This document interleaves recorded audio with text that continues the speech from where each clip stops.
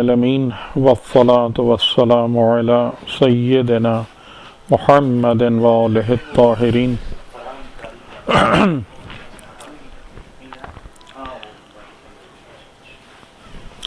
تو ہمارا ٹاپک جو ہے انشاءاللہ آج کے لیے، جیسا کہ وہ آلٹرنیٹ جو ہمارے ڈسکشنز ہیں، ایک توحید پر ہے اور ایک معصومین علیہ السلام کی دعاؤں میں موجود معارف پر۔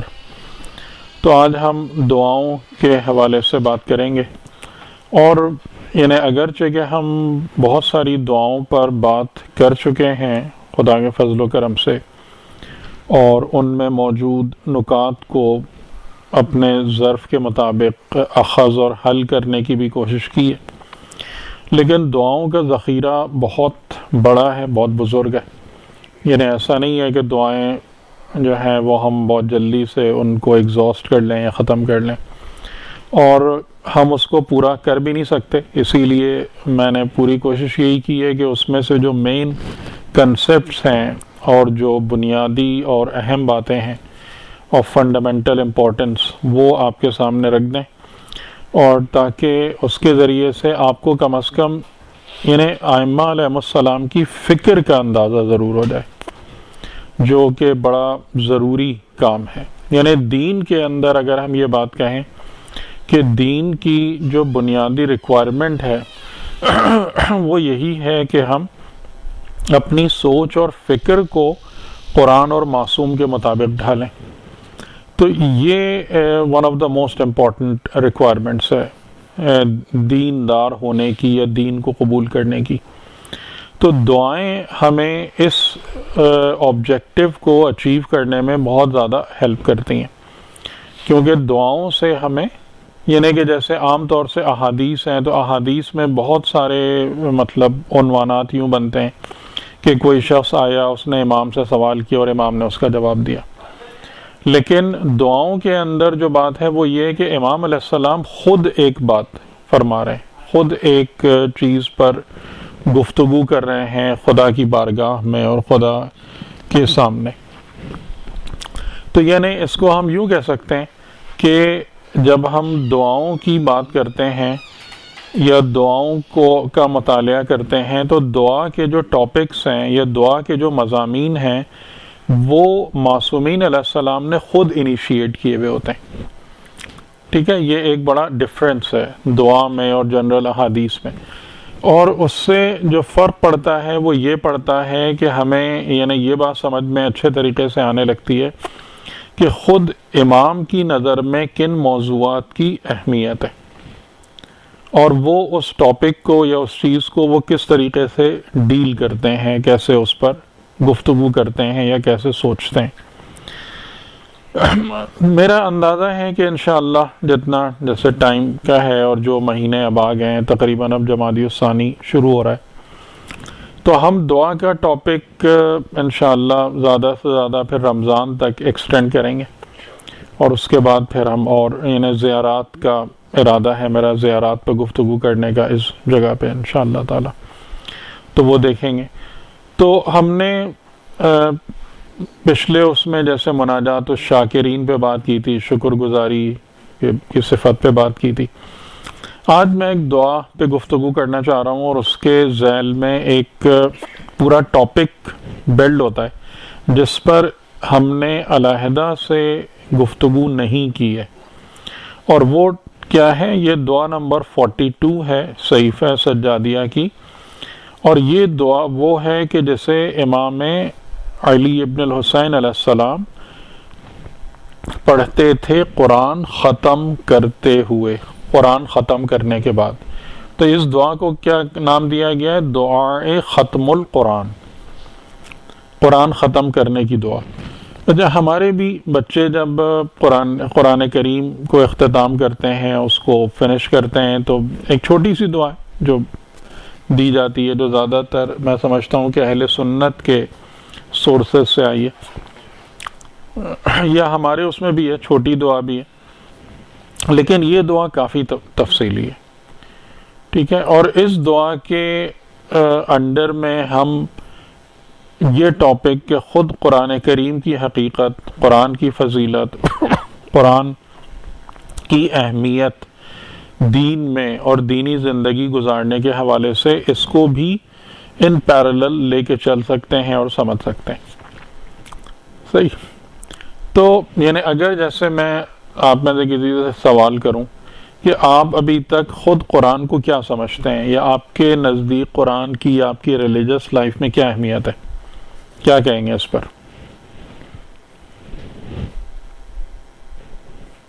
بتائیں. اگر پڑھتے ہوتے تو بہت اہمیت ہوتی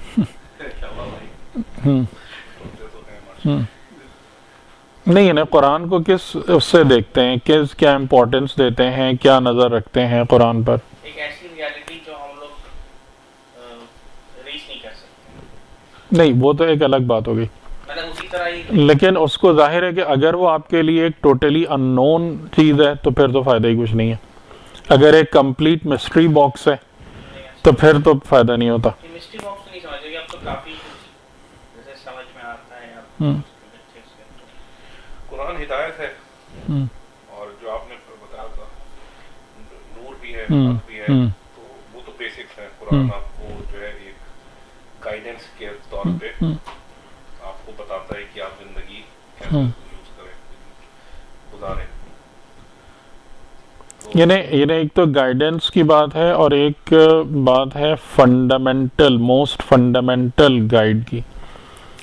یعنی کہ اگر آپ قرآن کو، اب یہ ایک سوال ہے، چلے میں ایک سوال کی شکل میں اس بات کو رکھتا ہوں کہ اگر ہم قرآن کو اپنے دینی جو بھی لرننگ ہے یا دینی فہم اور کمپریہنشن ہے اس میں سے ہٹا دیں تو کیا فرق پڑے گا پھر ہمارے اس پہ، ہماری دینداری پر یا ہمارے دین پر؟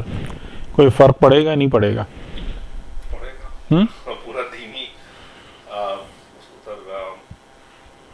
I think Quran is the heart of everything in our religion. اور قرآن ہمارے جو دین میں بتایا گیا ہے کہ دین یہ ہے کہ اپنی من گھڑت کہانی نہیں ہے. دین جو ہمیں قرآن سے ملا ہے اور ہمارے اہل بیت سے ملا ہے، اور اسی لیے ہمیں گائیڈنس چاہیے. رائٹ، قرآن جو ہے وہ ایک گائیڈ کی طرح ہے، اور اگر وہی، اور ہم اسی لیے جیسے رولس دنیا میں ہیں، جیسے اگزامپل لیا جاتا ہے red light, blue green light ہے تو وہاں پہ گاڑی اسٹاپ کرنا ہے، تو وہ اگر دینی دنیا میں ہم سوچیں تو وہ ہمارے اس سے ہٹ گیا. We are lost, we don't know what to do, we will be just completely lost out of the equation.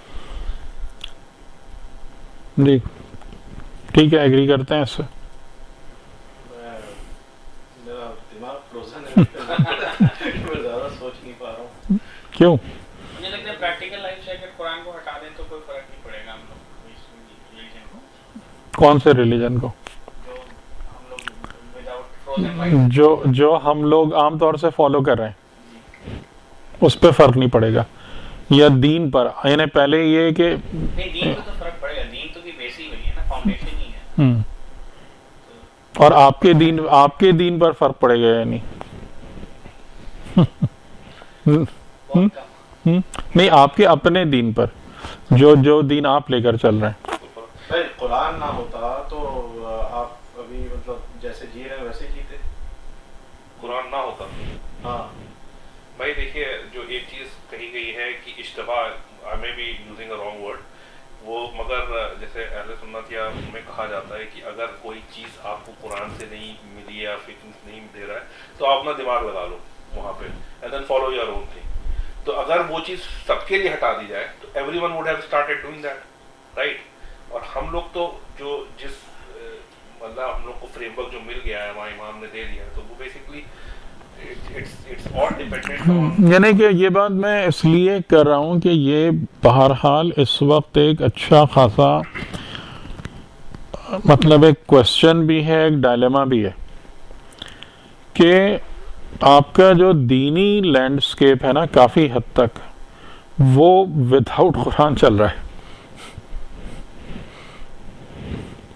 یعنی اگر آپ وہ جو بات ہے کہ عملی طور پر یا پریکٹیکلی جو ہم لے کے چل رہے ہیں چیزوں کو، کہ جیسے آپ آپ دیکھتے ہیں بہت سارے، یعنی کہ آپ کا جو جیسے بہت سارے لوگ ہیں کہ جو دین ہے وہ مینلی ان کی نظر میں کیا ہے، فقہی مسائل ہیں، احکامات ہیں حلال حرام کے. تو قرآن کی کتنی آیتیں ہیں، اگر ایون اس کے لیے بھی قرآن کو وہ زیادہ تر تو وہ چیزیں احادیث سے آ رہی ہوتی ہیں. ٹھیک ہے، اگر ایون اس کے لیے بھی آپ قرآن کی طرف ریفر کرتے ہیں تو وہ قرآن کا کتنا پارٹ کور کرتی ہیں وہ آیتیں؟ میں خیال ہے 100 ہوں گی، زیادہ سے زیادہ 100 ہوں گی، 150 ہوں گی، 150 آیتیں. ٹھیک ہے، تو مطلب کہ اب پورے کا پورا قرآن اگر آپ کا جو دین ہے وہ خالی آپ کے اسی چیزوں میں ہے، فقہی احکامات اور ان سب پر ہی بس حلال حرام اور ان تمام چیزوں پر ہی بیس کر رہا ہے، تو اس کا مطلب ہے کہ آپ قرآن کے ایک چھوٹے سے پورشن سے تعلق رکھتے ہیں. ٹھیک ہے، باقی اور یہ بات حقیقتاً ایسی ہی ہے کہ اگر آپ زیادہ تر لوگوں سے پوچھیں اور ان سے سوال کریں تو وہ نہیں جانتے. یعنی جیسے آپ کو بھی اندازہ ہوگا، جیسے ہمارا وہ بینات والا وہ جو پروگرامس میں کہ ہے نا کہ لوگوں کو زیادہ تر سرپرائزز ہی ہو رہے ہوتے ہیں کہ جب ہم مختلف باتیں کر رہے ہوتے ہیں تو ان کو حیرانی ہی ہو رہی ہوتی ہے کہ اچھا قرآن میں یہ نقطہ بھی موجود ہے، قرآن میں یہ بات بھی موجود ہے.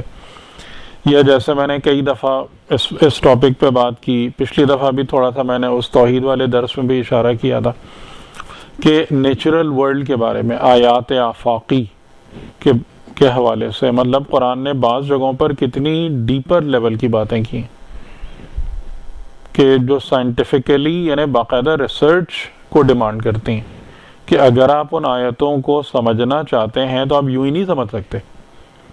کہ جو 2 آیتیں میں نے مثال کے طور پر پیش کی تھیں سورہ انبیاء کی کہ ہم نے آسمان کو ایک محفوظ چھت بنایا.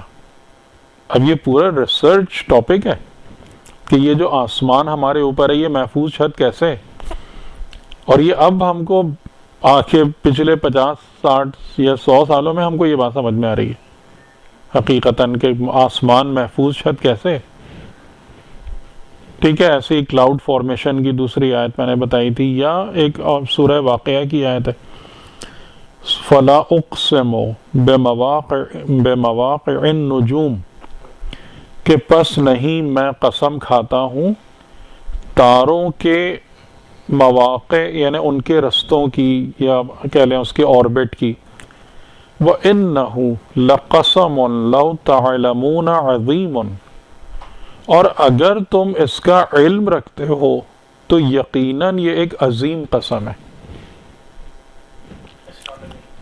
اب آپ مجھے بتائیں کہ یہ بات آپ کو کتنے، یہ قرآن کے نازل ہوتے ہوئے لوگوں کو تو یہ بات سمجھ میں نہیں آئے گی کہ تاروں جو آسمان میں حرکت کرتے ہیں یا ان کے جو مواقع ہیں ان میں یہ عظیم، اس میں اتنی ایسی کون سی خاص بات آ گئی کہ جس کی قسم کھائی جائے اور اس قسم کو عظیم قرار دیا جائے. ٹھیک ہے، اور اس قسم کے عظیم ہونے کی بنیاد انسان کے علم کو بنایا جائے. بہت اہم پورا لنک نہیں بن رہا. وَإِنَّهُ لَقَسَمٌ اور بے شک یہ قسم ہے، لَقَسَمٌ یقیناً یہ ایک ایسی قسم ہے، لَوْ تَعْلَمُونَ اگر تم اس کا علم رکھتے ہو، عظیم تو عظیم قسم. کہ اب ہمیں یہ بات سمجھ میں آتی ہے کہ وہ جو مطلب آربٹس ہیں اور تاروں اسٹارز کا جو معاملہ ہے اور وہ کوئی معمولی باتیں نہیں ہیں. ٹھیک ہے، تو یعنی اس طریقے سے کہ جو یعنی ہمارا جو ایک پورا ریلیشن شپ بن رہا ہے نا قرآن سے وہ بہت ہی سپرفیشل ہے یا بہت زیادہ لمیٹڈ ہے. ٹھیک ہے، تو یہ والی بات یعنی اب مجھے نہیں پتا کہ یہ آپ نے بات سرکیسٹیکلی کہی ہے یا کس بنیاد پہ کہی ہے، لیکن یہ بات تقریباً درست ہے کہ قرآن ہماری زندگیوں میں حقیقتاً موجود نہیں ہے، اور قرآن کریم کے حوالے سے ہماری جو نالج ہے وہ بھی بہت لمیٹڈ ہے، اور بلکہ اس حوالے سے جو ایفرٹ ہے وہ بھی بہت ناقص ہے کہ ہم اس حوالے سے کوئی خاص ایفرٹس بھی نہیں کرتے، اس کی طرف بھی متوجہ نہیں ہوتے کہ یہ ایک ایسی ڈیفیشنسی ہے ہماری زندگی میں جس کو ہمیں اوور کم کرنا چاہیے. ٹھیک ہے، تو یہ ایک وہ چیز تھی، اور اسی بنا پر میں نے سوچا کہ تھوڑا سا اس دعا کے حوالے سے بھی بات کریں. اور اس میں جو یعنی تھوڑی معرفت قرآن کے حوالے سے بھی جو گفتگو ہے وہ بھی ساتھ ساتھ ان پیرلل ہو جائے کہ جو امام علیہ السلام نے بھی جو جملے ارشاد فرمائے ہیں اور اس کے ساتھ ساتھ کچھ آیتیں قرآنی کے حوالے سے بھی. تو قرآن کی آیات میں اگر آپ دیکھیں تو قرآن اپنے آپ کو کس طریقے سے پہچانوا رہا ہے. بہت ساری آیتیں ہیں جو یعنی صورتیں ہیں جہاں کی بگننگ قرآن سے ہوتی ہے کہ مطلب یہ قرآن ایسا ہے، کتاب ایسی ہے، فلاں ایسا ہے. اور اس میں جو آپ نے یاد دلایا کہ جہاں سے ہم نے بات شروع کی تھی تو قرآن کریم کی ہی 3 کوالٹیز کے بارے میں بات کی تھی، نور، حق اور ہدایت. وہ جی ٹھیک. تو میں اس میں تین جگہوں سے آیتیں تھوڑا سا، اور پھر آگے بھی ہم بات کریں گے تو تھوڑا سپلیمنٹ اور کر دیں گے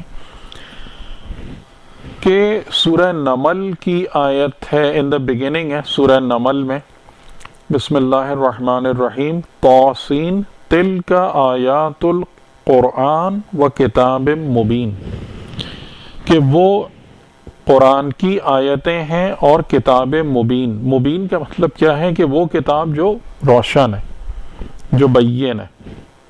ٹھیک ہے. اور کتاب مبین یعنی روشن ہونے کا معنی کیا ہوا؟ اس کا معنی کیا ہوا کہ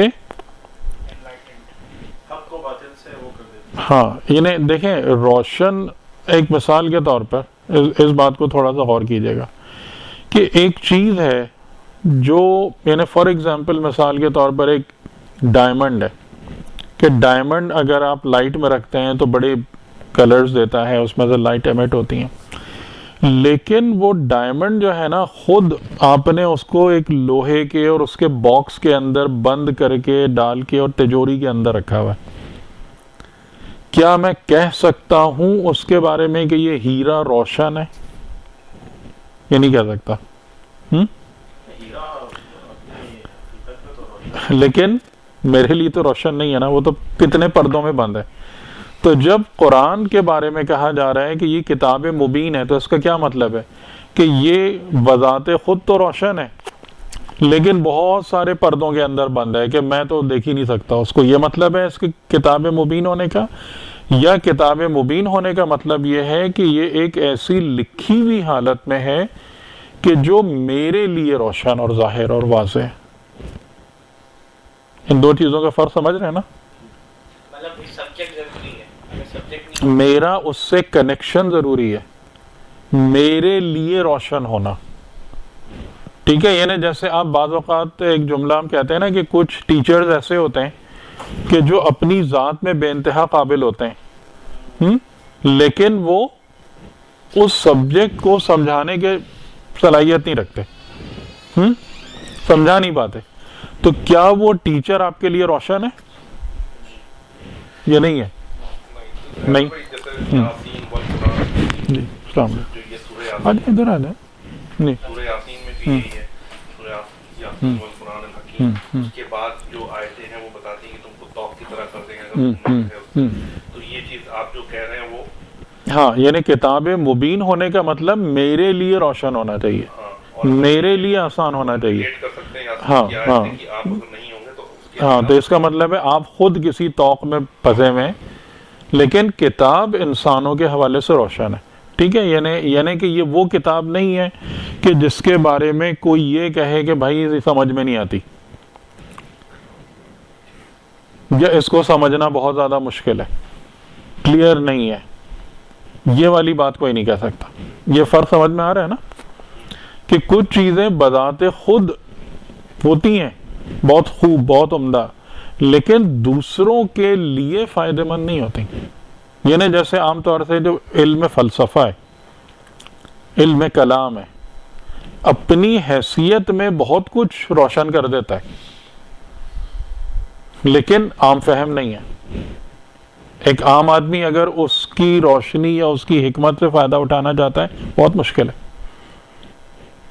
ٹھیک ہے. لیکن قرآن کریم کے اندر کیا بات ہے کہ حقائق کو، یہ خود بھی حقائق کو روشن کرتی ہے اور اپنے یعنی جو اس کو پڑھنا چاہے، سمجھنا چاہے، جو اس سے کنیکٹ ہونا چاہے، اس کام میں بھی یہ بالکل آسان ہے، آپ کے لیے بھی روشن ہے، ٹھیک ہے؟ تب آپ کو فائدہ ہے، درست ہے نا؟ یعنی اس کے خود بین ہونے سے آپ کو فائدہ نہیں ہے، بذات خود بین، میرے لیے بین ہونا چاہیے، میرے لیے مبین ہونا چاہیے، ٹھیک ہے؟ تو یہ آیات قرآن ہے جو کتاب مبین ہے، اور ہدم و بشرا للمؤمنین کہ ہدایت ہے اور بشارت ہے مومنین کے لیے۔ اور اس کے بعد آیت نمبر 6 سورہ نمل کی آتی ہے، وَإِنَّكَ لَتُلَقَّى الْقُرْآنَ مِن لَدُنْ حَكِيمٍ عَلِيمٍ کہ اے پیغمبر بے شک تم پر القا ہوا یا تم نے وصول کیا، القا ہوا تم پر قرآن، کس کی بارگاہ سے؟ من لدن حکیم علیم، جو حکیم ہے اور علیم ہے۔ تو خدا نے یعنی کہ جب قرآن پیغمبر اکرم کو عطا کیا تو کون سی وہ صفات ہیں بنیادی طور سے جہاں سے قرآن جاری ہو رہا ہے؟ حکیم اور علیم، یعنی یہ کتاب جو ہے یہ کاملاً علم ہے اور حکمت ہے، ٹھیک؟ اچھا، یہی وہ باتیں آپ دیکھیں، یعنی کہ میں آپ کو یہاں بہت ایک سادہ سی بات کروں کہ جیسے، کیونکہ یہ بھی ایک پرابلم ہے جو ہمارے ساتھ بھی آتی ہے، ہمارے بچوں کے ساتھ بھی آتی ہے۔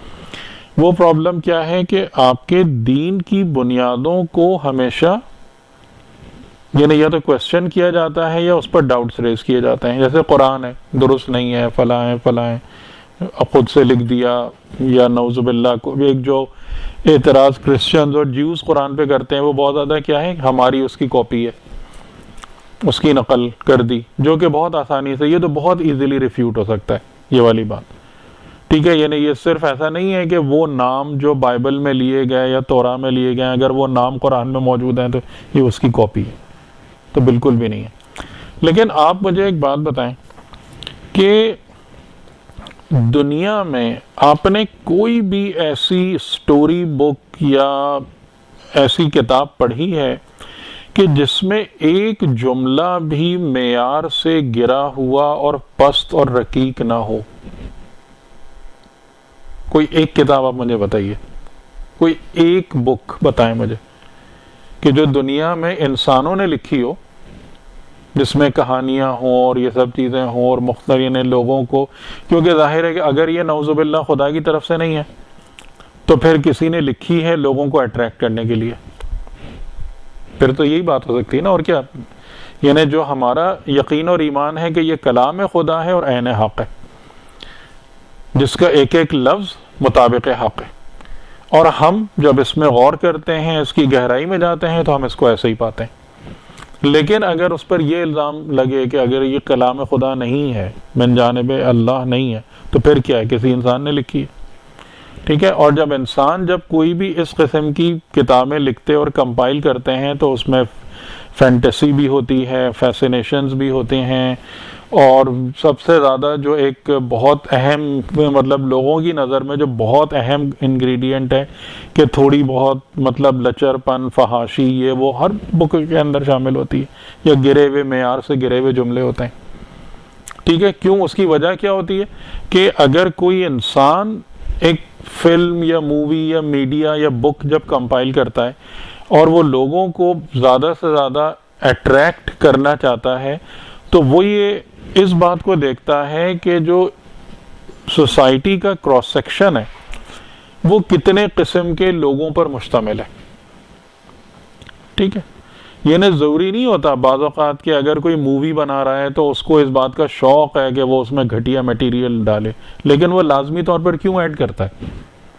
تاکہ وہ جو ایک کراس سیکشن آف سوسائٹی ہے کہ جو گھٹیا چیزوں کو پسند کرتے ہیں وہ بھی اس کو آگے دیکھیں، اور اسی طریقے سے اسی فلم میں، اسی مووی کے اندر وہ کچھ نہ کچھ خدائی باتیں بھی کیوں ڈال دیتا ہے؟ اس لیے تاکہ وہ لوگ جو ان باتوں سے دلچسپی رکھتے ہیں نا وہ بھی اس کو وہ کہیں کہ یار چلو چھوڑو، وہ ہے تو یہ بھی تو ہے، تو جب انسان کسی بھی ایک میڈیم کو کمپائل کرتے ہیں تو اس میں یہ سارے کے سارے پورا ایک اس کی کھچڑی بنتی ہے، ایک مکس ہوتا ہے. لیکن آپ قرآن کریم کو اول تا آخر ایک لفظ ایسا اس میں دکھائیں کہ جس میں پستی و گراوٹ ہو، یا ایک لفظ اس میں ایک جملہ ایسا دکھائیں گے جس سے آپ کو یہ لگتا ہو کہ یہ کسی لوگوں کو اٹریکٹ کرنے کے لیے. بلکہ جو ایک بات میں کئی دفعہ عرض کر چکا ہوں کہ قرآن تو وہ کتاب ہے کہ جس نے اپنے لوگوں کی مذمت کی ہے، اپنے ماننے والوں کی مذمت کی ہے. یعنی منافقین کا جو ٹاپک قرآن نے اٹھایا اور اس کو اتنا زیادہ ہائی لائٹ کیا ہے، تو منافقین تو مسلمان ہیں، ظاہراً تو وہ مسلم فولڈ میں.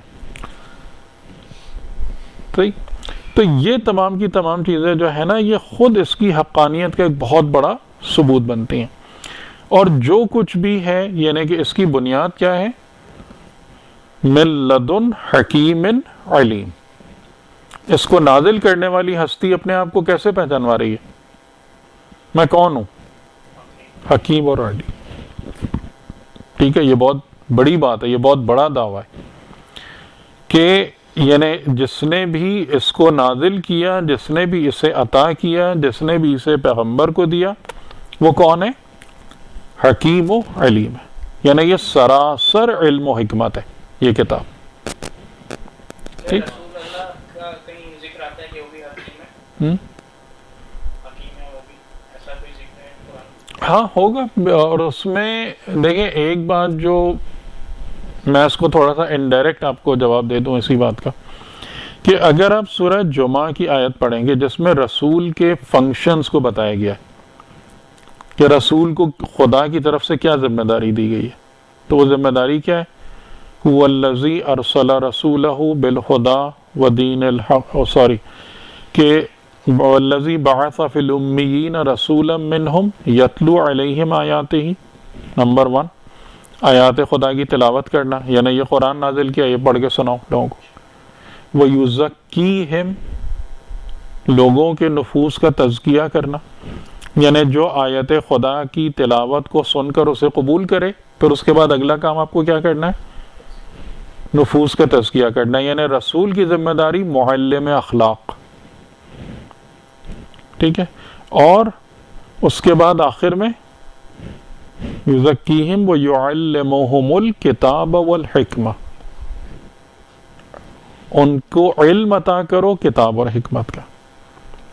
تو اگر کوئی خود علیم و حکیم نہیں ہوگا، وہ کسی دوسرے کو کہاں سے علم اور حکمت سکھائے گا؟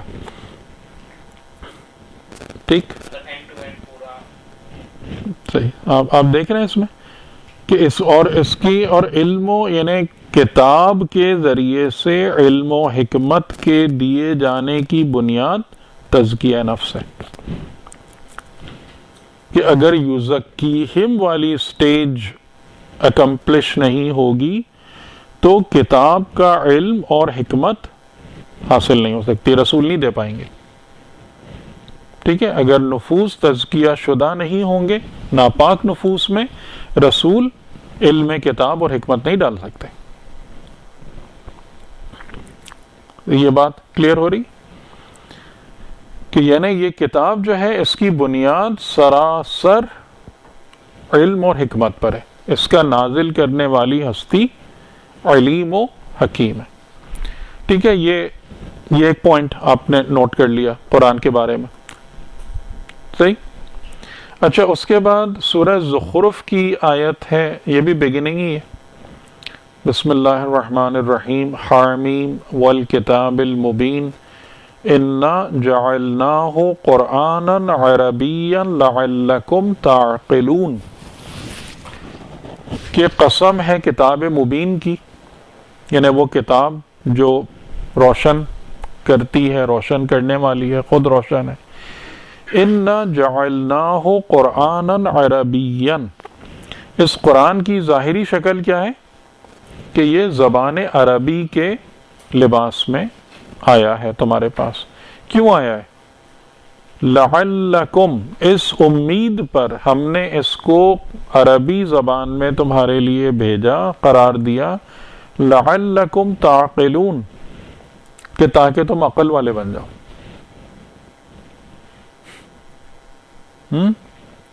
علیم و حکیم نے کس لیے بھیجا ہمارے پاس؟ کہ ہم اس سے ثواب حاصل کریں۔ کس لیے بھیجا؟ کہ ہم عقل والے بن جائیں۔ یہ قرآن میرے اور آپ کے ہاتھ میں اس لیے، ٹھیک ہے؟ اور یہ جو عقل مند یا عاقل ہونا ہے، یہ قرآن عربی کے ذریعے سے ہونا ہے۔ لیکن اس قرآن کا ایک پہلو اور بھی ہے، یہ صرف قرآن عربی نہیں ہے۔ اگلی آیت کیا کہہ رہی ہے؟ وَإِنَّهُ فِي أُمِّ الْكِتَابِ، اور بے شک یہ جو قرآن عربی تمہارے ہاتھوں میں ہے، اس کے پیچھے ایک کتاب بھی ہے، یعنی مدر آف دا بکس۔ اس کی ایک حقیقت ہے کتاب۔ وہ کتاب کہاں پر ہے؟ لدینا، ان our presence، ہماری بارگاہ میں۔ ہماری بارگاہ کا مطلب ہے خدا کی نظروں کے سامنے، اس کے اور خدا کے درمیان حجاب نہیں ہے، ٹھیک ہے؟ یعنی کہ جب آپ قرآن لفظی شکل میں لاتے ہیں، لینگویج میں لاتے ہیں، تو یہ قرآن کیا ہے؟ یہ ڈائلیوٹڈ فارم ہے، کہ لیکن اس قرآن کی ایک حقیقت بھی ہے۔ وہ کہاں ہے؟ جو ہمارے پاس ہے، ہمارے سامنے، ہماری پریزنس میں، لدینا، ہماری بارگاہ میں، جو کتاب میں، یعنی اس کتاب کی ایک ماں ہے، سمجھ لیں، کتاب ہے۔ ماں یعنی اصل ہے، جس نے اس کو برتھ دی ہے، جہاں سے یہ نکلی ہے، جو تمہارے ہاتھ میں، یہ ڈائلیوٹڈ عربی کتاب، ٹھیک ہے؟ اور اگر تم اس قرآن عربی سے صحیح معنوں میں استفادہ کرو گے تو تمہیں کیا فائدہ ہوگا؟ عاقل ہو جاؤ گے۔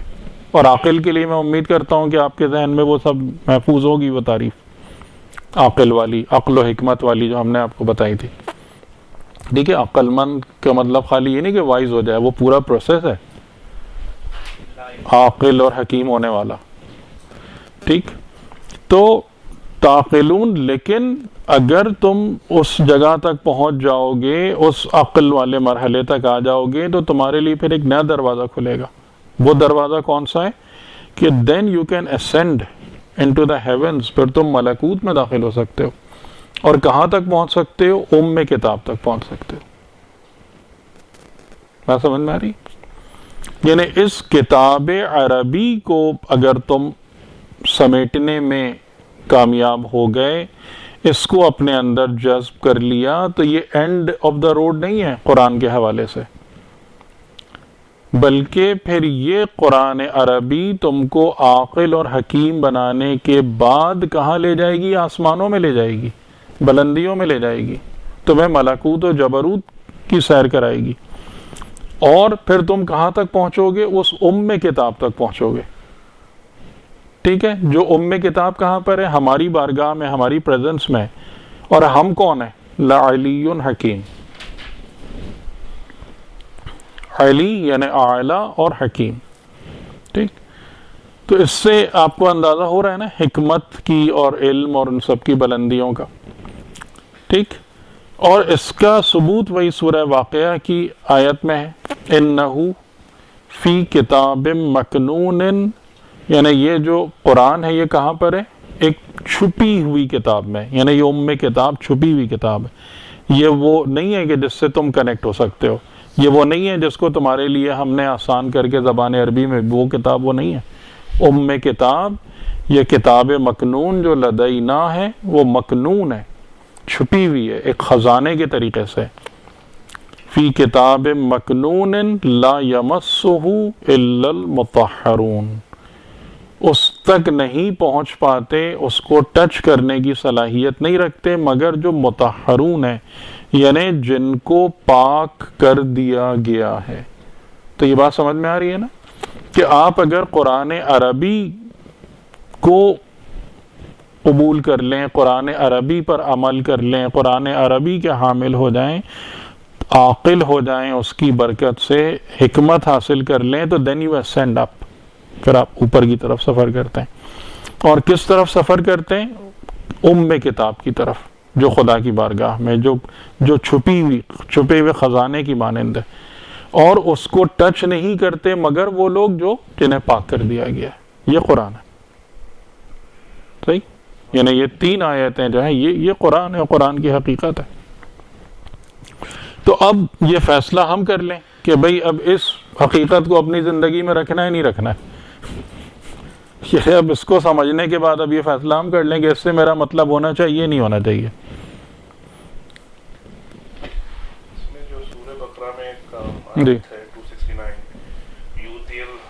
یؤتی الحکمۃ من یشاء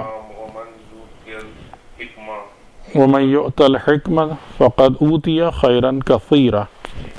اس میں بھی وہی بات ہے کہ جو الباب ہیں انہی کو اللہ نے جو ہے اولو الالباب یا شاید اس سے بھی اوپر، لیکن صاحبان حکمت اس میں کثیرا فما یذکر، ہاں یعنی اس بات کو نہیں یاد رکھتے مگر اولو الالباب. تو اس سے یہ بات سمجھ میں آتی ہے کہ اولو الالباب جو ہوتے ہیں وہ اس عقل و حکمت والی راہ کو طے کرتے ہیں. یعنی حکیم ہونا اس ہدایت الہی کے نتیجے میں یہ اولو الالباب کو ہی نصیب ہوتا ہے. لیکن سٹارٹنگ تسکین نفس سے ہاں، یتلو علیہم آیات ہی، آیات کی تلاوت، آیات کو سننا، آیات کو سمجھنا، مطالعہ کرنا، اس کے بعد آیات کی روشنی میں نفوس کا تزکیہ ہونا رسول کی ہدایت کے مطابق، اور پھر علم کتاب کا ملنا اور حکمت تک پہنچنا. اس کے بعد بھی اللہ کے اوپر ہے. ہاں یعنی عطا تو وہی کرتا ہے. یؤتل، یہ تو ابھی ہم نے اسی موضوع پر تو ساری گفتگو. یؤتل جس کو حکمت دے دی گئی، نہ کہ جو حکمت کو حاصل کرنے میں کامیاب ہو گیا. حکمت تک انسان خود سے نہیں پہنچ سکتا، جس کو عطا کر دی گئی حکمت. تو طاہر حیدر بھائی لوگ ہیں، ان کے لیے گارنٹی ان کو ملے گی. مطہر کا مطلب طاہر نہیں ہے. یعنی اس میں بھی دیکھیں 2 فرق ہیں. ایک وہ انسان ہے کہ جس نے اپنے آپ کو پاک کیا یا کرنے کی کوشش کی، اس کی بات نہیں ہو رہی ہے. مطہر جسے خدا نے پاک کیا، یعنی وہ جو نہیں ہے آیت تطہیر، انما یرید اللہ لیذھب عنکم الرجس اہل البیت ویطہرکم تطہیرا. وہ آیت کیا بتا رہی ہے کہ اہل بیت نے خود اپنے کو پاک نہیں کیا ہے، اللہ نے. تو وہ مطہر ہے. ٹھیک، تو ظاہر ہے کہ اب یہ جو فضیلت ہے مطہر ہونے والی، اب یہ تو نہیں ہے کہ ہم کہہ سکتے ہیں کہ فقط اہل بیت تک محدود ہے، لیکن وہ انتہائی قلیل تعداد میں وہ لوگ ہیں کہ جو اہل بیت کی راہ پر اس طریقے سے موجود ہیں. یعنی آپ کہہ لیں ان کے شاگرد، ان کے فالوورز جو اتنے مخلص ہیں کہ خدا نے ان کو بھی مثل اہل بیت علیہم السلام خدا نے پاک کیا ان کو، وہ مطہر ہیں. تو وہ لوگ مطہرون اس بات کی اہلیت رکھتے ہیں کہ اس قرآن کو مس کر سکیں، یعنی وہاں تک پہنچ سکیں جو ایک خزانے کی صورت میں خدا کی بارگاہ میں خدا کے سامنے موجود ہے. لا یمسہ الا المطہرون، جن کو پاک کر دیا گیا. ٹھیک، تو یعنی کہ یہ 3 آیتیں آپ کو بتانے کا مقصد یہ تھا کہ تاکہ آپ قرآن کی ایک اس معرفت کو حاصل کریں کہ قرآن ہماری زندگیوں میں کیا اہمیت رکھتا ہے یا کیا حیثیت رکھ سکتا ہے. ٹھیک ہے، اب اس کے بعد فیصلہ ہمارا ہے کہ بھائی ٹھیک ہے، اب آپ کو لینا ہے نہیں لینا ہے. صحیح ہے، اب جس کے جو ظرف، جس کی جتنی استطاعت، جس کی جو چوائس. ٹھیک ہے، اب میں تھوڑا سا امام علیہ السلام کی دعا کی تلاوت کرنا شروع کرتا ہوں. یہ دعا کون سی ہے؟ ریپیٹنگ دعا نمبر 42 صحیفہ سجادیہ، دعائے ختم القرآن. اللہم انک اعنتنی علی ختم کتابک. اے اللہ، تو نے میری اعانت کی، مدد کی، میری ہیلپ کی. کس بات میں ہیلپ کی؟ اعلیٰ ختم کتابک، کہ میں تیری کتاب کو ختم کر پایا، یعنی اس کی ظاہراً آخر تک سورۃ الناس تک تلاوت کرنے کی مجھے توفیق ہوئی. تو نے میری مدد کی اس ختم کتاب پر. الذی انزلتہ نورا، یہ کتاب کیا ہے؟ جس کو تو نے نازل کیا ہے ایک نور. وہی والی بات آ گئی. قرآن کی جو تعریف ہم نے جیسے آپ کے سامنے رکھی تھی، نور، ہدایت. اور الذی انزلتہ نورا، کہ جس کو تو نے نازل کیا ہے نور. تھوڑا سا ریکال کریں گے، یعنی نور یعنی کیا مطلب؟ جو اپنے کو بھی مطلب جو خود بھی نور ہو، اس کی وجہ جو خود بھی روشن ہو اور دوسرے کو روشن کرنے کی وجہ سے خود کی نورانیت کم نہ ہو. ہاں وہ بھی ہے، اور دوسرے کو بھی روشن کرے، خود بھی روشن ہو اور دوسرے کو بھی روشن کرے. ٹھیک ہے، نور کی بنیادی تعریف یہ ہے. تو اور یہاں پر جب آپ روشن کی بات کرتے ہیں تو روشن سے مطلب آپ کا مراد یہ لائٹ ہی نہیں ہوتی، فزیکل یا اپیرنٹ لائٹ نہیں ہوتی.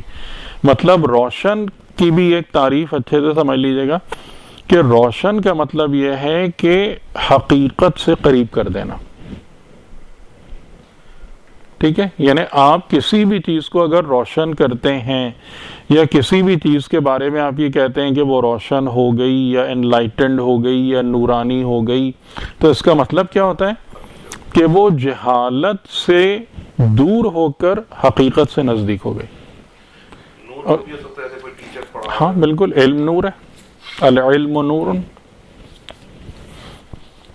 تو جس کو تو نے نازل کیا ہے نور، اور یہ قرآن نور کن بنیادوں پر ہے کہ یہ آپ کو حقیقت سے قریب کرتا ہے، یہ بذات خود حق ہے، اور یہ مجسم ہدایت ہے. ٹھیک ہے، یہ نور ہے جس کو تو نے نور ایک نور بنا کر نازل کیا. وَجَعَلْتَهُ مُهَيْمِنًا عَلَى كُلِّ كِتَابٍ أَنزَلْتَهُ.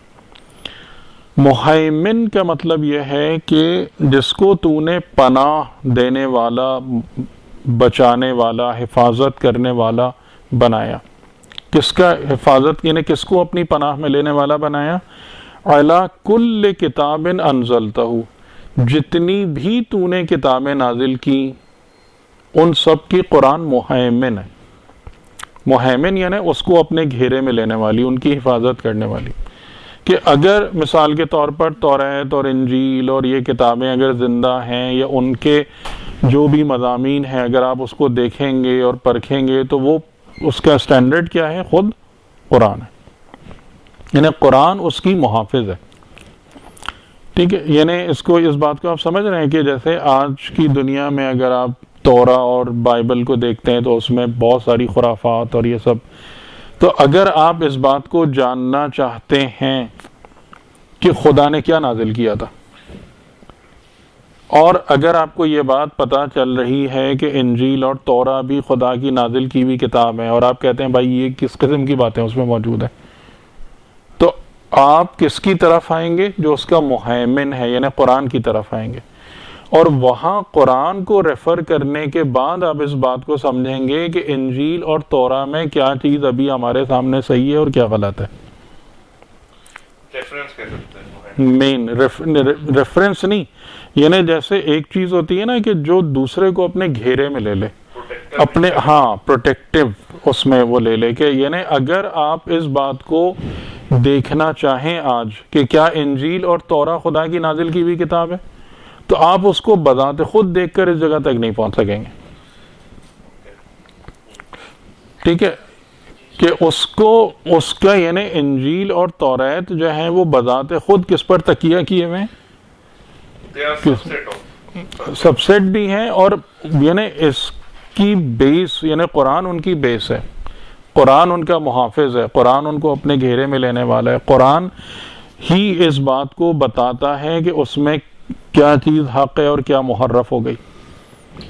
کیا جی سورہ زخرف والی جو آیت آپ نے بتایا کہ یہ بھی ہو سکتا ہے کیا اس لیے مہیمن ہے کیونکہ وہ عربک میں ہے اور باقی دونوں بکس عربک میں نہیں ہیں؟ نہیں، لینگویج کا تو تعلق نہیں ہے ایسا. اس میں یہ لکھا تھا نا کہ it is in the language of ہاں، اور وہ آپ کو علم اور حکمت نہیں، وہ تو جعلناہ عربیا لعلکم تعقلون، یعنی اس کا مطلب یہ ہوا کہ آپ اگر یہ انسان ہے اگر وہ عاقل بننا چاہتا ہے، عاقل بننے کے لیے پہلے علم چاہیے، علم کے لیے معرفت چاہیے، ٹھیک ہے؟ وہ پوری اسٹیج آپ کو یاد ہے نا، معرفت، علم، پھر علم پر عمل، پھر عقل، یہ اسٹیجز ہے نا ساری. تو آپ کو اگر معرفت اور علم حاصل کرنا ہے کسی بھی جگہ سے، تو آپ کے پاس چیزوں کو ایک کمپائلڈ فارم میں ہونے کی ضرورت ہے نا. یعنی اگر مثال کے طور پر آپ سے یہ کہا جائے جناب یہ کنسیپٹس ہیں خالی، تو آپ نہیں اس کو اتنے اچھے طریقے سے ریفر کر سکتے نا. تو اس کو ایک کتاب کی شکل میں ہونا چاہیے جو کہ ایک پراپرلی کمپائلڈ فارم میں موجود ہو، ٹھیک ہے؟ اب اگر وہ کتاب کی شکل میں موجود ہے تو وہاں فوراً سوال آئے گا ان وچ لینگویج، کیونکہ انسانوں نے جو بھی کتاب لکھیں گے تو وہ کسی نہ کسی زبان میں، تو اس زبان کے حوالے سے خدا نے جس لینگویج کو منتخب کیا وہ زبان عربی ہے. اور زبان عربی کو منتخب کرنے کا بنیادی مقصد یہ ہے کہ اس میں مطالب کو اس طریقے سے بیان کیا جا سکتا ہے کہ لوگوں کو عالم اور عاقل بننے میں زیادہ آسانی ہو. ٹھیک ہے؟ یعنی خدا نے جب اس عربی زبان کو چوز کیا کہ یعنی وہ تو ایک نور ہے، حقیقت ہے، اب وہ نور اور حقیقت جب نیچے اتر رہی ہے، اب اس کو ایک لباس پہننا ہے، ٹھیک ہے؟ اس کو کتاب کی شکل میں آنا ہے، کتاب کی شکل میں آنے کے لیے اس کو ایک لباس اوڑھنا ہے کسی لینگویج کا. اب یہ سوال یہ ہے کہ خدا اس کو کس زبان کے لباس پہنا ہے؟ اب آپ اگر اس کے لیے لباس چوز کر رہے ہیں تو آپ اپنے پرپس کو بھی سامنے رکھیں گے. آپ کا پرپس کیا ہے؟ کہ یہ علم و حکمت ہے سراسر، اور لوگوں کے ہاتھ میں جب جائے تو لوگ اس کو لے کر آسانی سے عاقل بن سکیں اور عالم ہو سکیں. یہ پرپس ہے آپ کا، ٹھیک ہے؟ تو اب جو لینگویج چوز کی گئی وہ اس پرپس کو مد نظر رکھتے ہوئے چوز کی گئی. تو میں وہی کہہ رہا ہوں مہیمن جو ہے، مہیمن وہ عربک کی وجہ سے ہی نہیں، کیونکہ باقی لینگویج ہبرو اور جو بھی تھے وہ مہیمن نہیں ہے. لینگویج کا یہاں ظاہراً وہ نہیں آ رہا، یعنی کہ یہاں پر جو قرآن کریم میں جو بات آ رہی ہے کہ ہو سکتا ہے آپ کی بات انڈائریکٹلی کہیں سے کنیکٹ ہو رہی ہو، لیکن مہیمن کا جو مطلب ہے وہ یہ ہے کہ قرآن کریم کی حفاظت کی ذمہ داری خدا نے لی ہے. وہاں پر ذکر عربی نہیں ہے. اِنَّا نَحْنُ نَزَّلْنَا الذِّكْرَ وَإِنَّا لَهُ لَحَافِظُونَ، کہ یہ ذکر ہے جس کو ہم نے نازل کیا اور ہم اس کی حفاظت کرنے والے ہیں. اس وجہ سے مہیمن ہے. یعنی مہیمن کیوں ہے؟ اس لیے کہ اس کی حفاظت کی ذمہ داری خدا نے خود لی ہے، اس وجہ سے مہیمن ہے. یہ کہا جا سکتا ہے کہ چونکہ رسول اللہ نے مقام محمود حاصل کیا ہے جی تو اللہ نے ان کو انہی کی زبان میں بھی عطا کیا. دیکھیں، رسول کی جو زبان ہے نا وہ ٹھیک ہے ظاہراً عربی ہے، لیکن خود قرآن جو رسول پر آیا ہے وہ عربی میں نہیں آیا. نہیں آیا. وہ ایبسولوٹ ریالٹی ہے. یعنی سورۃ الشعراء کی آیت ہے آئی تھنک 196 وغیرہ ہے جبرائیل امین کے بارے میں کہ نزل بہ الروح الامین علی قلبک، ختم بات. یعنی وہ جو نور ہے، اور اسی لیے یہاں پر القاء کی بات کی گئی ہے. القاء کا مطلب پڑھایا جانا نہیں ہے. یعنی رسول خدا نے اس نور کی حقیقت کو کہاں جذب کیا ہے، وصول کیا ہے؟ اپنے قلب پر. قلب کوئی عربی اور فارسی اور انگریزی تھوڑی بولتا ہے. تو پھر جو عربی رسول اللہ کی زبان سے نکلی ہے تو وہ الفاظ حقیقت کو مد نظر رکھتے ہوئے اس کی اہمیت ہے. یعنی اس کی لیکن یہ کیوں کہا گیا کہ رسول جب تک وحی نازل نہیں ہوتی اور جیسے نازل ہوتی وہی. ہاں بالکل ٹھیک ہے. یعنی اس کی ہاں بالکل، تو اس کی اپنی اہمیت ہے. دیکھیں بار بار جب آ رہا ہے کہ ہم نے اس کو عربی میں نازل کیا، یعنی عربی کو ایز اے لینگویج چوز کیا اس نور کو لوگوں تک پہنچانے کے لیے، تو پھر اس کی اہمیت تو آ گئی نا. یعنی کہ پھر وہ چیز وہ تو نہیں ہے کہ آپ کہیں گے جس سے فرق ہی نہیں پڑتا. کہ میں قرآن عربی میں دیکھوں یا اس کا کوئی کسی زبان میں ترجمہ دیکھ لوں، ڈیفینیٹلی فرق پڑے گا، کیونکہ جب خدا نے ایک زبان کو منتخب کیا ہے ایک بات کو دینے کے لیے، اور پھر اس زبان سے لوگ اس کو کسی اور زبان میں منتقل کر رہے ہیں، یعنی یہ نہیں کہ خود خدا کہے کہ نہیں میں نے اس کو عربی میں بھی نازل کیا اور میں نے ہی اس کو فارسی میں بھی ٹرانسلیٹ کروا دیا، تو ایک بات ہوتی، لیکن اس عربی سے کسی اور زبان میں منتقل کرنے کا کام کون کر رہا ہے؟ لوگ کر رہے ہیں نا، اور جب لوگ بیچ میں آ جاتے ہیں تو آپ کو پتہ ہی کہ پھر گڑبڑ تو لازمی ہوتی ہے، یعنی کیونکہ لوگ کامل تو نہیں ہے نا، پرفیکٹ تو نہیں ہے، تو اسی وجہ سے آپ ٹرانسلیشن جو ہے وہ آپ کو مفہوم ٹرانسفر کر سکتا ہے اگر وہ اچھے طریقے سے کیا گیا ہو، لیکن ٹرانسلیشن میں تو تقریباً وہ بھی نہیں، اس میں بھی بڑی خامیاں رہتی ہیں، لیکن اگر دقت کے ساتھ ٹرانسلیشن بھی کیا گیا ہو تو وہ آپ کو ایک مفہوم سمجھا دے گا، معنی کی حد تک آپ کو آشنا کر دے گا، لیکن جو لطائف ہیں، جو گہرائیاں ہیں، جو دقتیں ہیں، وہ تھوڑی آپ کو پتہ چلیں گی اس میں سے۔ یعنی اب جیسے دیکھیں، آپ اسی جملے کو دیکھ لینا، انک لتلقی القرآن، اب القاء کا جو معنی ہے عربی زبان میں، وہ القاء کا معنی کہاں سے ٹرانسلیٹ کرے گا کوئی؟ اس کو کیا کہے گا؟ یو ریسیو کا کوئی تعلق ہی نہیں ہے القاء سے۔ القاء یعنی جیسے ایک چیز اونڈیل دی جائے، ڈائریکٹ اتار دی جائے۔ ریسیو کیسے اس کنسپٹ کو کیسے ٹرانسلیٹ کر رہا ہے؟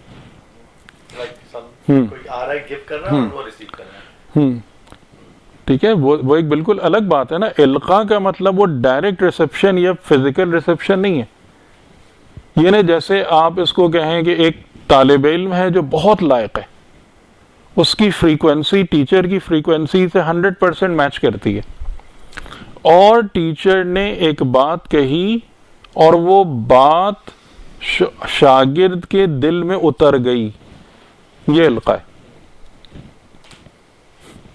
صحیح، کہاں سے ٹرانسلیٹ ہوگا اس میں؟ یہ جو ریسیو اور ریسیپشن ہے کیسے اس چیز کو بتا رہا ہے؟ تو یہ مسائل ہیں کہ یعنی کہ وہ جو اس کی اپنی گہرائی اور جو عظمت ہے نا اس کلام کی، کہ جو آپ کو انہی ورڈز اور ان سب کو سمجھنے سے بات آپ جہاں تک پہنچتے ہیں، وہ ایک، اور اسی وجہ سے آپ لوگوں کو تو یہ بات پتہ ہی ہے نا کہ جتنے بھی حکماء یا عرفاء ہیں، ایون دو کہ وہ عربی زبان نہیں تھے، لیکن سب نے اپنی کتابیں عربی میں لکھی ہیں۔ اب ملا صدرہ شیراز کے تھے نا، ایران کے تھے، ٹھیک ہے، اب اتنی مشکل جو انہوں نے حکمت و عرفان کی کتابیں لکھی ہیں، اسفار اربعہ کی 8 جلدیں جو ہیں، یہ اور جتنی بھی ان کی کتابیں، بھائی عربی میں لکھنا آسان کام ہے ایک غیر عرب کے لیے؟ مطلب بہت ڈیفیکلٹ بکس ہیں وہ، جس میں انہوں نے انتہائی ڈیپ کنسیپٹس پہ بات کی ہے۔ المیزان بھی عربی میں 20 جلدیں، المیزان کی 20 جلدیں علامہ طباطبائی نے کلن عربی میں لکھی ہیں، کیونکہ وہ ڈائلیوٹ نہ ہو، تاکہ وہ میسج ڈائلیوٹ نہ ہو۔ وہ ڈائریکٹ جو آپ اسی سے، یعنی وہ کنسیپٹ آپ قرآن اور حدیث سے اٹھا کر اور اسی زبان میں ایکسپلین کریں گے نا، تو وہ ڈائریکٹ لنک بنتا ہے۔ ورنہ اگر میں مثال کے طور پر قرآن اور حدیث سے کنسیپٹ لوں، ٹھیک ہے، مجھے کچھ سمجھ میں آ رہا ہے، اور اس کو میں اردو میں بیان کرنے کی کوشش کروں، تو کیا ہوگا؟ پہلے میں ہر کنسیپٹ کو ٹرانسفارم کروں گا اردو میں، اور اس ٹرانسفارمیشن میں پتہ نہیں کتنی گڑبڑ ہو جائے گی، یعنی وہ کنسیپٹ ٹرانسفارم ہوتے ہوئے میرے اپنے دماغ کے اندر ہی مسئلہ پیدا کر دے گا جب میں اس کو اردو میں لا رہا ہوں۔ لیکن اگر جو میں نے سمجھا ہے اور اگر میرے اندر یہ استطاعت موجود ہے کہ میں اس کو عربی میں ہی لکھ پاؤں، تو میں ایون اپنے کنسیپٹس کو بہت زیادہ بہتر طریقے سے ایکسپریس کر پاؤں گا بنسبت اس کے کہ میں اس کو اردو میں لکھوں یا انگریزی میں لکھوں۔ صحیح، تو یہ اس کا مطلب لینگویج کا، اور اس لیے قرآن عربی کی اپنی اہمیت ہے، اور یہ کم از کم مطلب 5-6 مرتبہ آیا ہے یہ قرآن میں کہ یہ قرآن بزبان عربی ہے۔ اور اس لیے ہم نے اس کو عربی میں نازل کیا کہ تم عاقل ہو جاؤ، لعلکم تعقلون۔ تو مہیمن ہے ہر کتاب کے لیے جسے تو نے نازل کیا، وَفَضَّلْتَهُ عَلَى كُلِّ حَدِيثٍ قَصَصْتَهُ، اور ہر وہ حدیث جس کا تو نے قصہ بیان کیا، یعنی جس کو تو نے بیان کیا لوگوں کے لیے، قصصہ یعنی بیان کرنا، سنانا، ہر حدیث پر کون فضیلت رکھتا ہے؟ قرآن فضیلت رکھتا ہے۔ یعنی خدا کی بیان کی ہوئی ہر حدیث پر قرآن فضیلت رکھتا ہے، اس سے افضل ہے۔ وَفُرْقَانًا فَرَقْتَ بِهِ بَيْنَ حَلَالِكَ وَحَرَامِكَ، اور قرآن اور کیا ہے؟ فرقان ہے۔ فرقان کا معنی فرق کرنے والا، ڈفرینشیٹر، فرق، جدا کرنا، الگ کرنا، سیپریٹ، میکنگ ڈسٹنگوشڈ، ٹھیک، فرق کرنے والا فرقان ہے جو کیا کرتا ہے؟ فرقت بہی، جس کے ذریعے سے فرق ہوتا ہے، بین حلالک و حرامک، تیرے حلال اور تیرے حرام کے مابین۔ اب یہ حلال اور حرام خدا کیا ہے؟ حلالک و حرامک ہے، نہ کہ حلال شریعت اور حرام شریعت۔ تیرا حلال اور تیرا حرام، یعنی کیا مطلب ہوا تیرا حلال اور تیرا حرام سے؟ مجتہد کی توضیح المسائل، رسالہ شریعہ عملیہ وہی ہے فقط، کیا ہے؟ حلال کا و حرام کا۔ حلال خدا کیا ہے؟ ہر وہ چیز جس کو خدا نے پسند کیا، جو رضا الہی کے مطابق ہے۔ حرام کا، حرام خدا کیا ہے؟ جس کو خدا نے، یعنی اگر اس کا بھی آپ بالکل ایگزیکٹ ترجمہ دیکھنا چاہیں نا، تو حرام کا مطلب ڈس لائکنگ نہیں ہے۔ حرام کا مطلب یہ ہے کہ اس کے گرد خدا نے وہ حدود کھینچی ہیں کہ وہ حدود محترم ہیں، ان حدود کو بریک نہیں کرنا ہے، ٹھیک ہے۔ حرام کا مطلب ہم عام طور سے نا حرام کو بھی عربی میں جو معنی لیتے ہیں نا، ورنہ پہ مسجد الحرام کوئی بہت بری جگہ ہوتی، صحیح ہے، یعنی یہ حرام محترم ہے۔ تو حرام کا مطلب کیا ہے کہ کچھ چیزوں کے گرد اللہ تعالیٰ نے ایک باؤنڈری کھینچی ہے اور کہا کہ اس باؤنڈری کا احترام کرو، اس باؤنڈری کو محترم جانو، یعنی اس کو کراس کر کے اس کے اندر نہیں گھسنا ہے۔ تو حرام کا معنی کیا ہوتا ہے کہ اگر کوئی انسان اس خدا کی مقرر کی ہوئی حد کو توڑ کر اور اس ڈومین میں انٹر ہو جائے کہ جس کے گرد خدا نے باؤنڈری کھینچی تھی کہ یہاں پر داخل نہیں ہونا، یہ حرام کا مرتکب ہے، ٹھیک ہے۔ تو کچھ چیزیں ایسی ہیں جن کو خدا نے پسند کیا، وہ حلال خدا ہیں۔ کچھ معاملات ایسے ہیں کہ جن کے گرد خدا نے حدود کھینچ دی، باؤنڈریز قائم کر دی کہ ان کے اندر داخل نہیں ہونا ہے، وہ حرام خدا ہے۔ تو حرام اور حلال کا فرق کون واضح کرتا ہے؟ اس کے لیے فرقان کون ہے؟ تیری نازل کی ہوئی کتاب جو کہ نور ہے، یہ قرآن کا یہ مین کام ہے۔ تو اس کو آپ خالی اس پہ نہ لے جا کے روک دیں کہ وہ جو حلال و حرام کا حساب کتاب جو ہم عام طور سے احکام شریعت، یعنی وہ اس کا ایک سب سیٹ ہے۔ لیکن جب آپ، اور یہ بات میں نے آپ سے کئی دفعہ کہی کہ اصل حلال اور حرام کن چیزوں پر ہے؟ ان ظاہری جسے ہم فقہی کہتے ہیں، اس سے کہیں زیادہ اہم حلال و حرام کون سے ہیں؟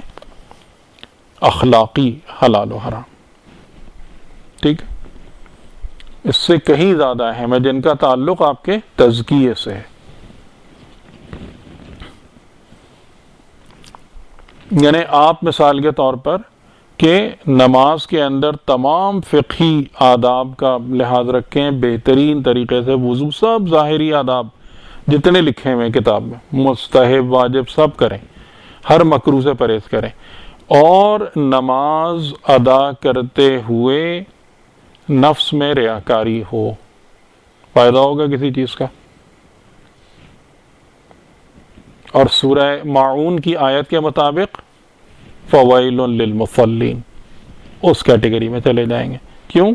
الذین ہم یراؤون، وہ لوگ جو ریاکاری کرتے ہیں. تو بات واضح ہوگی کہ جو حلال و حرام خدا ہے اس میں کہیں زیادہ اہمیت جو ہے، کہیں زیادہ اہمیت وہ کس حلال و حرام خدا کو جن کا تعلق انسان کے تزکیے، صفات اور اخلاق سے. تو خالی حلال خدا اور حرام خدا کو اس پہ نہ لے جا کے انسان بس بند کر دے. وَقُرْآنًا أَعْرَبْتَ بِهِ عَنْ شَرَائِعِ أَحْكَامِكَ، بس یہ آخری جملہ آج کی حد تک. وَقُرْآنًا، اور یہ جو تیری کتاب ہے یہ کیا ہے؟ یہ قرآن ہے. اچھا اب اس میں کیا فرق ہے؟ کتاب میں کیا فرق ہے؟ کتاب، قرآن. اور پھر یعنی شروع آپ نے فرمایا کہ وہ جسے تو نے نازل کیا نور. قرآن کس کو کہتے ہیں؟ جس کو پڑھا جائے، قرأت کی جائے، پڑھے جانے والی. اور کتاب کیا ہے؟ جس کو لکھا جائے، جو کمپائل کی ہوئی ہو، written and compiled form. ٹھیک، تو یہ قرآن ہے. اعربت بہ عن شرائع احکامک، جس کے ذریعے سے تو نے احکام کی شرائع. شریعت کا مطلب آپ کو پتہ ہے؟ شرع، جس کی جمع شرائع ہے. کیونکہ ہم زیادہ تر ورڈز کے میننگ وہ جانتے ہیں جو اصطلاحی معنی ہیں. روٹ میننگز بہت کم ورڈز کی ہم کو پتہ ہیں. جی حسین بھائی کو پتہ ہوگا یہ شریعت کا، شرع کا روٹ میننگ کیا ہے؟ شرع، شرع جس سے شریعت نکلی ہے، شرع، شین رے عین، اس کا روٹ میننگ کیا ہے؟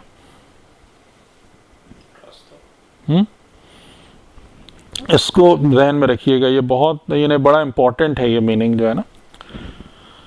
کہ جیسے عرب میں کیا ہوتا تھا کہ آپ کو پتہ ہے کہ وہاں ان کے لیے بنیادی مسائل جو تھے بڑے بڑے ان کی سوسائٹی میں، ایک تھا کہ جیسے ڈیزرٹ ہے، اب ڈیزرٹ میں سے گزرنا اب یہ ایک بڑا مسئلہ ہے نا. تو جو لفظ تقوی ہے اس کی لنگوسٹک جو روٹ ہے نا وہ اس ڈیزرٹ میں سفر کرنے سے تعلق رکھتی ہے. کہ جب وہ ریگستان میں سے گزرتے تھے تو اس وقت کوئی آپ کے طریقے سے اتنی شو مارکیٹس اور یہ سب تو نہیں ہوتی تھی. تو بہت سارے لوگ یا معمولی پیروں میں ہوتا تھا یا ننگے پیر ہوتے تھے. ٹھیک ہے، اور جب وہ اس ریت میں سے گزرتے تھے تو ریت میں اسی مٹی کی شکل، مطلب رنگ کے، خاکی رنگ کے چھوٹے چھوٹے کانٹے ہوتے تھے جو پیروں میں چبھ جاتے تھے. یہ اس قسم کی اور چیز ہوتی تھی. تو وہ جب گزرتے تھے تو ایک دوسرے کو کہتے ہوئے جاتے تھے اتق اتق، یعنی بچ کے چلو، دھیان سے چلو، دیکھ کر چلو کہ کہیں وہ تمہارے. تو وہ تقوی کا جو روٹ ہے نا وہ یہاں سے نکلا ہے، لنگوسٹک. یعنی قرآن نے اس کو ایک اور معنی دیا ہے لیکن اس کا لنگول روٹ یہ کہ رستہ چلتے ہوئے یہ جو چھوٹے چھوٹے چھوٹے کانٹے ہیں نا آپ کے رستے میں، بڑے بڑے نہیں، یہ چھوٹے چھوٹی چیزیں جو آپ کو نقصان پہنچاتی ہیں، ان سے بچ کے چلو، اتق. اسی طریقے سے شریعت والا جو شرع کا، ان کے پاس اب دوسرا بہت بڑا مسئلہ کیا تھا؟ پانی لانا ڈیزرٹ میں. ٹھیک ہے، اب اگر آپ کے سامنے دریا یا نہر بھی ہے تو دریا اور نہر میں ایسا تو نہیں ہے نا کہ جہاں سے دل چاہے اتر گئے. رستہ چلنے میں بھی آپ کو پتہ ہے نا کہ رستہ چلنے میں اگر ڈیزرٹ میں رستہ چلنا ہے، پہاڑوں میں رستہ چلنا ہے، تو یہ تو نہیں کہ جہاں دل چاہے گزر گئے گھس گئے. تو اس کے لیے بھی ایک خاص رستہ بنتا تھا جو گزرتا تھا، جسے ہم اردو میں پگڈنڈی کہتے ہیں، یا اور جو ایک چیز بنتی تھی. ٹھیک ہے، وہیں سے وہ ورڈ طرق ہے، طریق، وہ رستہ. تو اسی انداز سے پانی لانے کے لیے بھی کچھ مخصوص رستے بن جاتے تھے کہ جہاں سے آسانی کے ساتھ لوگ پانی کے سورس تک پہنچ جائیں، تو وہ رستہ جو آپ کو باسہولت اس سورس یا ریزروائر تک پہنچا دے وہ شرع کہلاتا ہے. ٹھیک ہے، شرع کا معنی کیا ہے؟ یعنی وہ رستہ جس کے ذریعے سے آپ آسانی اور سہولت کے ساتھ اپنی اس جگہ تک پہنچ جائیں جہاں سے آپ اپنے پانی کو، اپنے مطلوب کو اٹھا سکیں، یہ شرع ہے. تو یعنی شریعت کا مطلب کیا ہوا جب آپ کہتے ہیں احکامات اور شریعت اور یہ تمام کی تمام چیزیں، یعنی یہ وہ رستہ ہیں جو آپ کو آسانی اور سہولت کے ساتھ قرب خدا تک، اطاعت خدا تک، بندگی خدا تک سہولت اور آسانی کے ساتھ پہنچا دیں گے. اٹ از دیٹ پاتھ جو شرع اور شریعت ہے. ٹھیک، تو قرآن کیا ہے کہ جس کے ذریعے سے تو نے کس کو بہت اچھے طریقے سے بیان کیا؟ اپنے احکام کی شرع کو. تو اب اس کا میننگ کیا ہوا؟ یعنی تیرے احکام تک پہنچنے کا آسان اور باسہولت رستہ. یہ کہاں سے ملتا ہے آپ کو؟ قرآن کے ذریعے سے ملتا ہے. ٹھیک ہے، انشاءاللہ یہ دعا تفصیلی ہے، اس کو اور ابھی آگے لے کے چلیں گے انشاءاللہ. تو امید ہے کہ یہ ٹاپک آپ لوگوں کو صحیح کلیئر ہو رہا ہے نا؟